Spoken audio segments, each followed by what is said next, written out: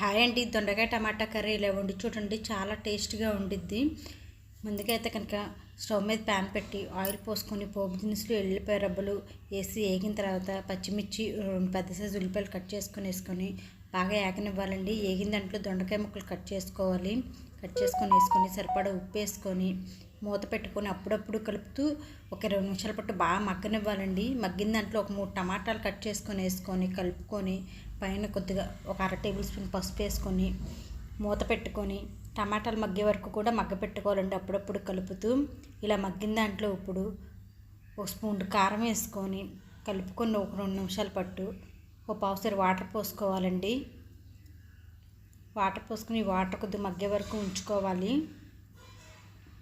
Water ఇలా మగ్గిన తర్వాత దీంట్లో కొత్తిమీర వేసుకొని సర్వ్ చేసుకుంటే మనకి దొండకాయతో టమాటా కర్రీ అయితే రెడీ అయిందండి. చాలా టేస్ట్గా ఉండిద్ది. మీరు ట్రై చేయండి.